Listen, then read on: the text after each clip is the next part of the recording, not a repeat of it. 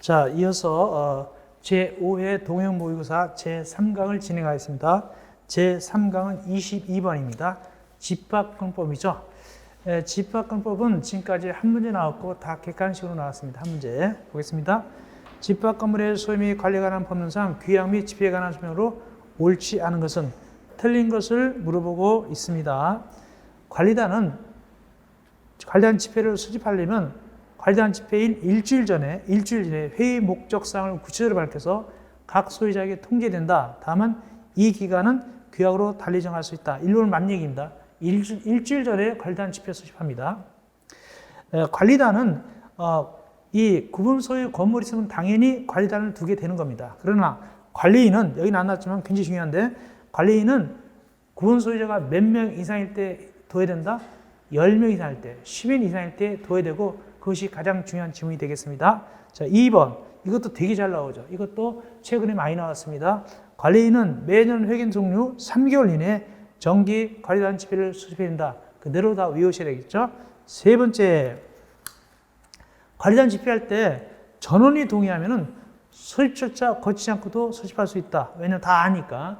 전원이 동의하면 소집절차 거치지 않고도 소집할 수 있습니다. 이것도 중요한 지문이고. 자, 네 번째.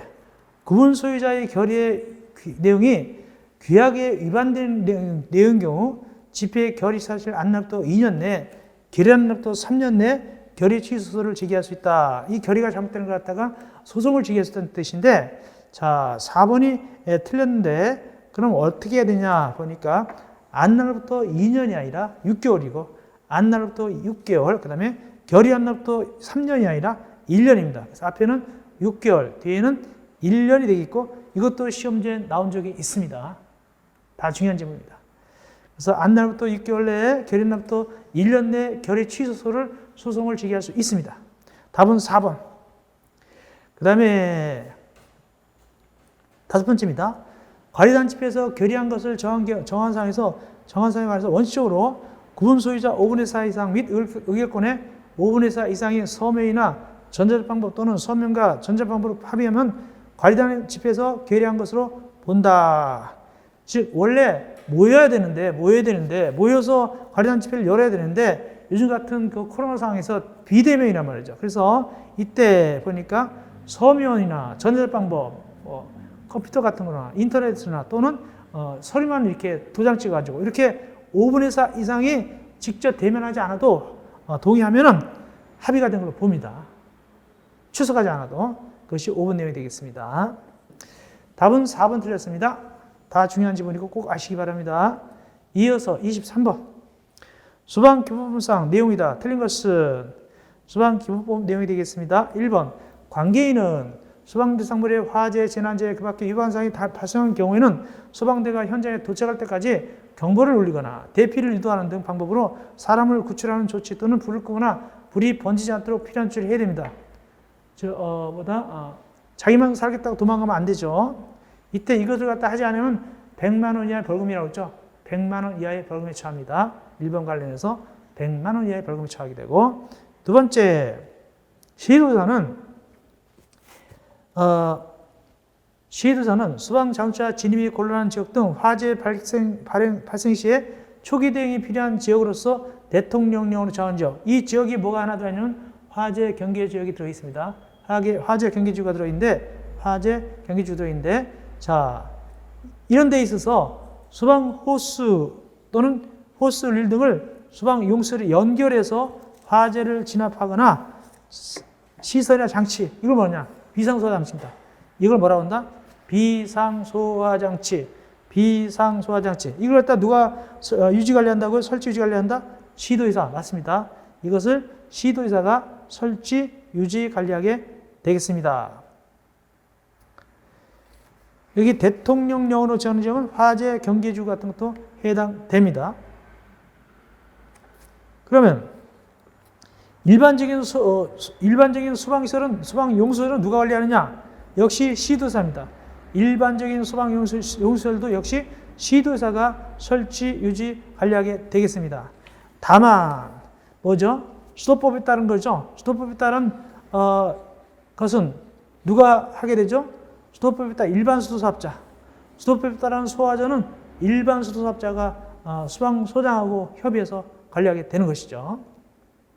그러나 일반적으로 다 누가 한다? 시도의사. 2번 맞고, 특별히 여기서 수방 호스 또는 호스 등을 수방 용설에 연결해서 화재를 진압하는 시설의 장비보다 이걸 뭐라 한다? 비상소장치. 그렇게 아시기 바랍니다. 세 번째, 소방본부장 또는 소방서장은 화재 경계주간의 관계에 대해서 소방상 필요한 훈련 및 교육을 연 1회 이상 실시할 수 있다. 실시할 수 있답니다. 그런 것도 나온 적 있습니다. 실시해야 한다, 할 수 있다. 관계인에 대해서 연 1회 이상 실시할 수 있다. 그것도 주의하시고, 관계인은 누굴까요? 관계인은 소유자, 관리자, 점유자가 되겠습니다. 네 번째, 소방본부장 또는 소방서장은 위 3회한 소방훈련 교육을 실시할 때는 화재 경계주간의 관계인에게 훈련 또는 교육 며칠 전까지 사실을 통보해야 되냐? 7일 전이 아니죠. 며칠 전까지 통보한다?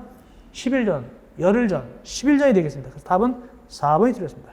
10일 전까지 통보한다. 다섯 번째, 금방 얘기 나왔네요. 수도법에 따른 소화전을 설치하는 일반 수사업자는 소방서장과 사전협의를 거친 다음에 소화전을 설치하고 설치 사실을 소방소장에 통지하고 그 소화전을 유지 관리한다. 그래서 결국은 수도법에 따른 소화전은 일반 수사업자가 합니다. 시도사 아닙니다. 그렇게 중요한 내용을 넣어봤습니다. 24번, 객관식 마지막 문제 되겠네요. 승강입법 아주 중요하죠. 24번은 그거는 항상 시험지에 나올 수 있는 규정입니다. 그거. 여러 가지 검사에 대해서 설명이다. 틀린 것은 종합 문제죠. 첫째, 승강기 가르치는 설치검사 받는 또 15년이 지나면은 해당 승강기에 대해서 정밀 안전검사를 받아야 한다. 맞죠? 자, 누구한테 받게 될까요? 행정안전부 장관한테 받게 되는 거죠. 1번 맞고. 그 다음에 여기는 안 나왔지만 그 후에 어떻게 한다? 몇 년마다 또 정기적으로 받게 된다? 1번과 관련돼서 3년마다 정기적으로 또 받게 됩니다. 그렇게 연결시켜서 아셔야 된다. 중요합니다. 두 번째, 검사는 세 가지가 있죠.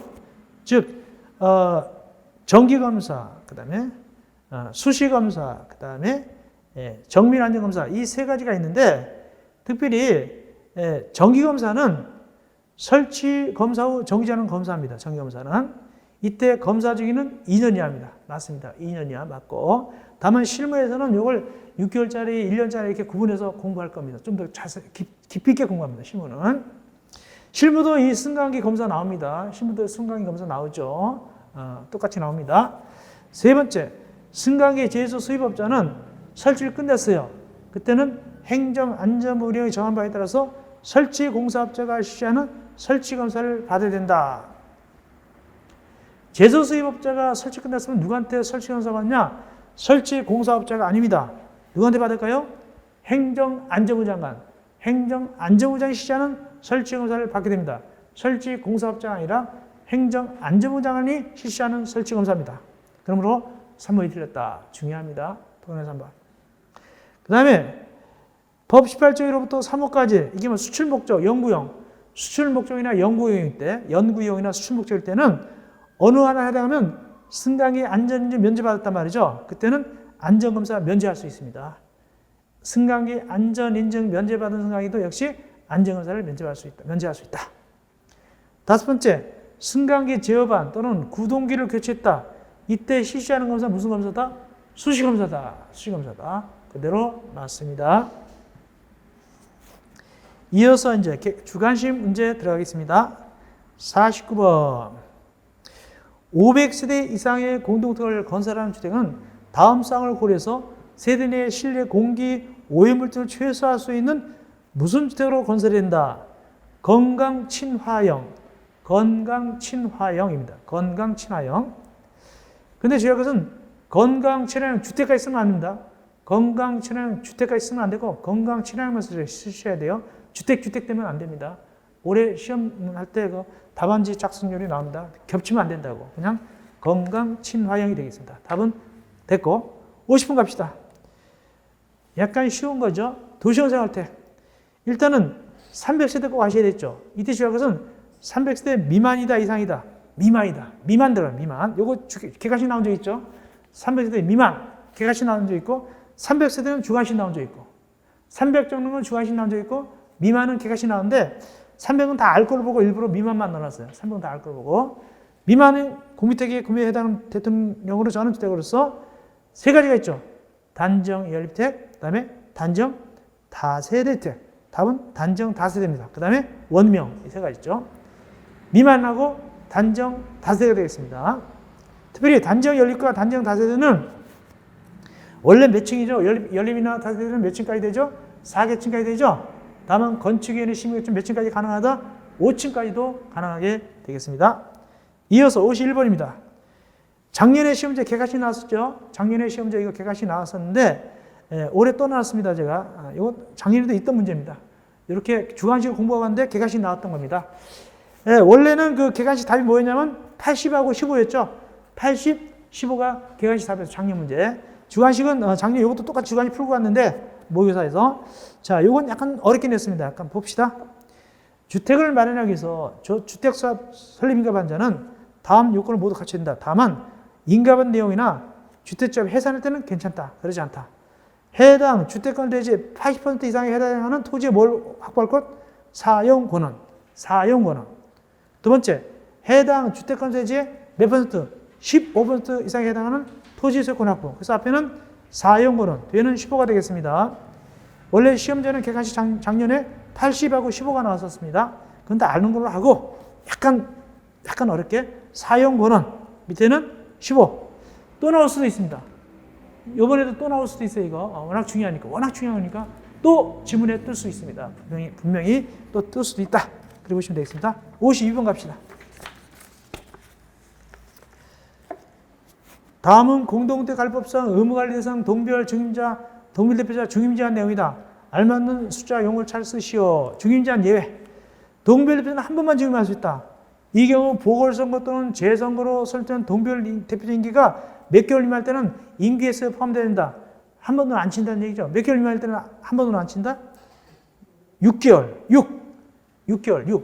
6달 미만짜리 해먹었으면 한 번은 안 칩니다. 6개월입니다. 6. 잡고. 그 다음 두 번째. 위 일에도 불구하고 두 번 공고내서 2개월 간격으로 동별협자 후보자 없거나 선출된 사람이 없어요. 그때는 다시 몇 개월 내? 2개월 내 선출한 다음에 동별 대표자를 중임한 사람도 두 번 해먹은 사람도 해당 선거 입자 등으로 또 얼마 찬성으로? 과반수. 전에는 2분의 1이었어요. 재작년은 2분의 1. 지금 과반수로 변했습니다.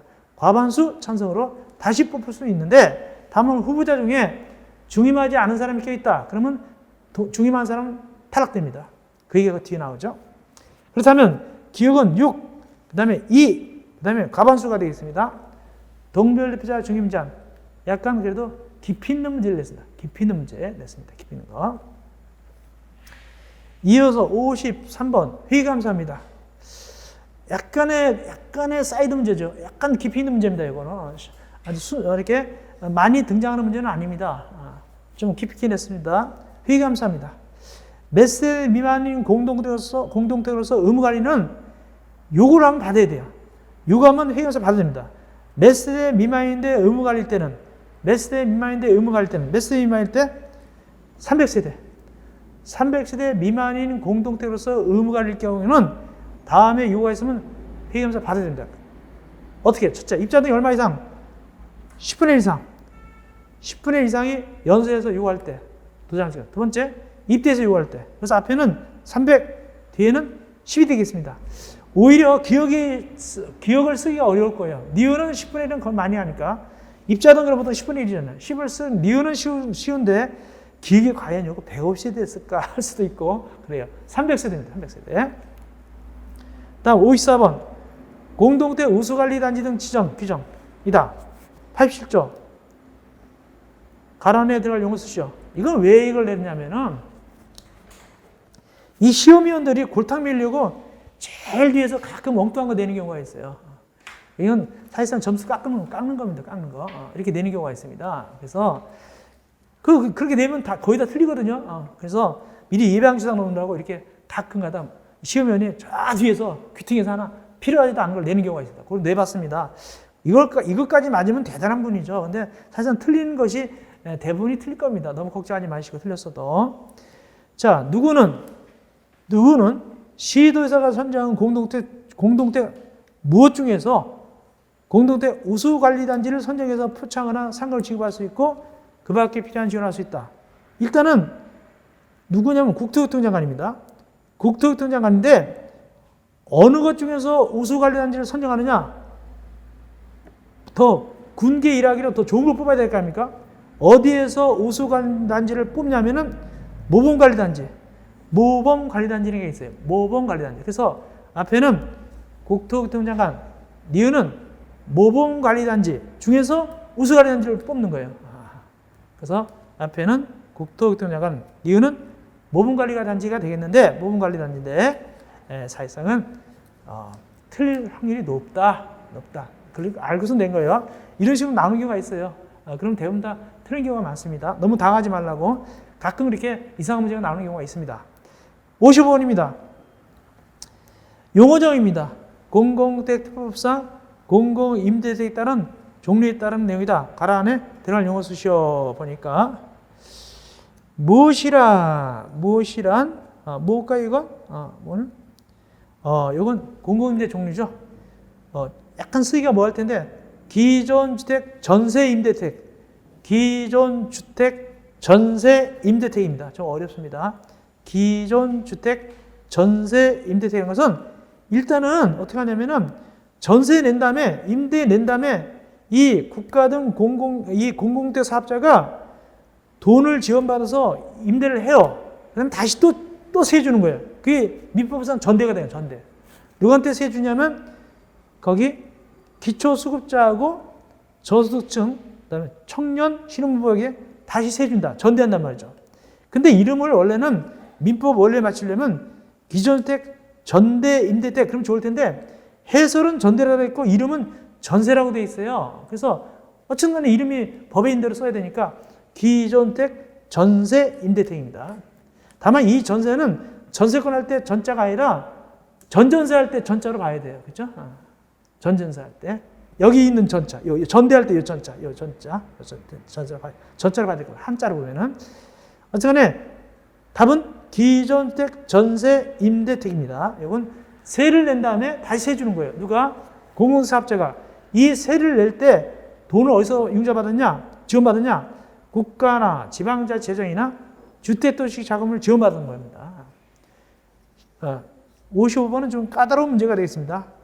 길기 때문에 좀 쓰기가 좀 어려울 수도 있어요. 그러나 이 공공주택특법 제일 앞에 용어정의 쭉 나와요. 쭉 나오잖아요. 거기 나와 있는 겁니다. 생소한 건 아니고요. 56번 갑시다. 민간임대에 있어서 용어정의입니다. 청년, 신혼부부 등 주거지원이 필요한 사람으로서 국토교통부령이 정하는 요건을 추첨하는 사람은 뭐라고 하냐? 주거지원 대상자. 근데 이런 게 오히려 쓰기가 어려워요. 일반 명칭은. 주거지원 대상자. 이게 오히려 쓰기가 어렵습니다. 예를 들어서 뭐 장기 일반 민간임대, 뭐 공공지원 민간임대 이런 건 쓸 수가 쉽죠. 근데 오히려 이게 더 어려워요. 민간 매입임대 이런 게 민간 건설임대 이건 오히려 쓸 수 있는데 이런 게 좀 어렵습니다. 주거지원 대상자입니다. 민간 임대주택특법상 주거지원 대상자다. 그래서 이 개가시 문제가 좀 주관식이 좀 깐깐하게 많이 들어있네요. 그래서 어떤간에 주거지원 대상자 이것도 좀 쓰기가 만만치 않았을 거예요. 만만치 않았을 겁니다. 다음 57번. 자, 요거는 앞에 우리가 어떤 거로 보상해서 문제 냈냐면 앞에 우리가 가설 건축을 신고할 때 대상이 아닌 사람이 누구냐, 신고 받는 사람이 아닌 누구냐, 특별시장 아니었잖아요. 그건 거저준 거나 마찬가지죠. 가설 건축 신고할 때 신고하는 그 행정이 아닌 거 시키셨잖아요. 그 대신 이건 좀 어렵게 냈습니다. 이건 새로 개정된 거죠. 이건 개정된 겁니다. 같은 건축법이니까 하나는 쉽고 이건 어렵고. 이게 이번에 봄에 개정됐죠. 개정됐습니다. 다중주택이 어떻게 개정됐느냐? 일단 1번은 똑같아요. 다중주택은 말이죠. 단독택이죠. 단독택입니다.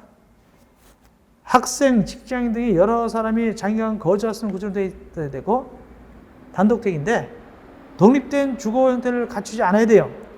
그래서 각 실별로 욕실은 설치할 수 있다. 화장실, 샤워실은 있지만 취사시설, 싱크대 있으면 안 돼요. 방마다 밥해 먹으면 안 돼요. 싱크대 있으면 안 됩니다. 다닐 때. 싱크대가 있게 되면 그거는 원룸이 돼버리니까, 싱크대 들어가면 안 됩니다. 취사실은 안 돼요. 그럼 밥 어떠냐? 공동 취사실이나 아니면 거기 이렇게 되겠죠. 휴게실 같은 것도 공동 취사, 공동 휴게실 같은 게 있고, 세탁기 같은 거 공동으로 쓰게 되겠죠. 하여튼 그렇습니다. 다음, 세 번째. 여기서 개정됐습니다. 1개동으로 쓰이는 바다 면적이 학계가 주장 빼놓고 몇 층부터 이하? 전에는 1년 전만 해도 얼마 이하였죠? 330제곱미터 이하였습니다. 330제곱미터 이하인데 660으로 늘어났어요. 660으로 늘어났습니다. 최근에. 660제곱미터 이하이고 그 다음에 주택으로 쓴 층수가 몇 개층 이하냐? 단독이니까 3개층 이하. 3개층 이하. 여기까지. 그래서 앞에는 기역은 660, 니은은 3개층, 3이 되겠는데 이 뒷부분도 또 생겼어요. 330이 660으로 늘어났고 또 뒷부분 뭐가 생겼느냐? 옆에 1층 전부 또는 일부를 필로티 1층 전부나 일부나 전부를 일부에도 괜찮아요. 필로티로 구슬해서 주차장 사용하게 되면 나머지 부분을 주택의 용도로 쓰는 경우는 그 1층은 층수 빼줍니다. 여기 새로 들어갔어요. 전부 일부를 필로티하고 나머지 부분을 주택이 아닌 거로 쓸 때 층수 빼준다. 그래서 필로티. 그래서 답은 663 필로티. 괄호 3개 줬으니까 부분 점수 받으시라고. 다 못 적더라도 부분 점수 받으시라고 3개 해놨는데 주의할 것은 이 규정은 어디도 똑같으냐? 1층 전부 일부 필로티는 어디도 똑같냐? 알고 있죠? 작년인가 재작년도 이걸 알고 있는가를 물어봤어요. 전부 필로티. 전부 필로티는 뭘까요? 아파트하고 연립일 때. 아파트하고 연립일 때 층수 빼주죠? 층수 빼주고 여기 전부 일부 필로티는 전에는 뭐 했었냐면 다세대하고 그죠? 다세대 주택하고 다가구 주택이잖아요. 그죠? 다가구 주택이 전부 일부 필로티 할 때 층수 빼줬어요. 이번에 뭐가 추가됐다? 다중주택이 이번에 추가됐습니다.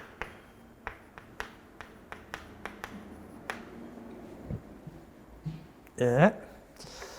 57번 됐고요. 이제 58번 갑시다. 건축법 77조 4규정 일부다. 토지 또는 건축물 소유자, 시장권 또는 대통령령으로 정하는 자, 소유자 등의 전원 합의로 다음에 각호에 해당하는 지역 또는 지구에서 건축물의 건축, 대선 또는 무엇에 관한 무엇을 체결할 수 있다. 기역은 리모델링입니다. 그러니까 이 건축협정은 건축도 할 수 있고 대손도 할 수 있고 리모델링도 할 수 있어요. 그래서 기역은 리모델링이고 이런 걸 뭐라 한다? 건축협정. 왜? 전원합의죠. 전원합의 건축협정입니다. 건축협정. 그래서 앞에는 리모델링, 뒤에는 건축협정. 이거 왜 괄호를 두게 됐느냐? 건축협정은 쓸 수 있으라고 봐요. 제가 그래서 건축협정은 쉽게 쓸 것 같아서 앞에 리모델을 하나 집어넣었어요. 약간 까탈스럽게 리모델을 집어넣었습니다. 그리고 1번, 2번 지구 다니기 했고요. 그 다음에 거기 도정법상 주거환경사업 시행하기로 지원구조된 정비용 이런 것들이 바로 뭐다? 여기서 뭐 할 수 있다? 뭐야? 건축협정 맺을 수가 있어요. 건축협정은 전원동의죠. 전원합의. 건축, 대선, 리모델링에 대해서. 다음 59번. 특수구조 건축물. 이거 아주 간단한 그 용어죠. 알면 맞고 모르면 틀린 거죠. 이거. 세 가지가 있죠. 1번. 한쪽 끝은 고정되고 다른 끝은 지지하는 구조로 된 보호 차양대 외벽의 중심으로부터 몇 미터 이상 돌출되어 있을 때 3m죠. 3m 돼 있고. 두 번째. 기둥 사이가 이때 기둥 사이는 거기에 중심까지의 거리인데 중심. 내리벽 있으면 내리벽 사이 거리고 몇 미터 이상일 때 20m, 20. 그래서 앞에는 3, 뒤에는 20이 되겠고 이 정도는 맞아줘야 돼요. 59번 정도는 맞아줘야 됩니다. 이거는 이 정도는 맞아줘야 된다. 그래야지 6점을 확보합니다. 이어서 60번. 주거환경사업의 용어정의입니다. 주거환경사업의 용어정의를 물어보고 있습니다. 도시 저소득 주민이 집단 거주하는 지역에서 정비기반시설이 열악한데 어떻게 열악하고? 극히 열악하고. 극히 됐고 열악하고. 그 다음에 노블량 건축물이 어떻게 밀집? 과도하게 밀집. 앞에는 극히, 뒤에는 과도입니다. 가지고 지역의 주거환경 개선하거나 단독택, 다세대택 밀집한 지역에서 정비기반시설과 공동이용시설 확충을 통해서 주거환경 개선을 보존, 정비, 개량에 위한 사업이다. 앞에는 극히, 뒤에는 열악이 되겠습니다. 이어서 61번. 승강기 유지관리업자에 관한 내용이다. 관할에 들어갈 숫자를 차례로 쓰시오. 승강기 유지관리업자. 1번. 잡은 거 얼마냐? 잡은 거 얼마죠? 1억. 유지관리업자 잡은 거 1억 원입니다. 1억 원. 1억 원 이상. 1억 원 있으니까 1만 써야 돼. 1. 그것도 1도 이렇게 쓰면 안 된다고 했어요. 이렇게 한글로 1 쓰면 안 되고, 이거 틀립니다. 1 이렇게 써야 돼요. 이렇게 써야 돼요. 이것도 규정되어 있죠. 다만 규정. 그 다음에 이제 승가입법에서 또 뭐냐면 제조수입업자 나오죠. 제조수입업자의 자본금 얼마죠? 2억 원 이상. 제조수입업자는 자본금이 2억 원 이상이고, 여기는 1억 원입니다. 두 번째, 유지관리업자가 사업을 폐업 또는 휴업하거나 다시 시작할 때는 며칠 내에 신고해야 되느냐? 30일이 되겠어요. 30. 그리고 유지관리업자는 등록해야 되거든요. 등록하고 돈 버는데 누구한테 등록하느냐? 그것도 잘 나오죠. 누구한테 등록하죠? 시도의사. 그것도 아셔야 되고. 62번. 전기사업 종류다. 관할에 들어갈 용어를 쓰시오. 차 쓰시오. 아니면 참 지어야 되겠죠? 원래 차례를 하려다가 하나만 차례로 쓰시오. 용어를 차례로 쓰시오.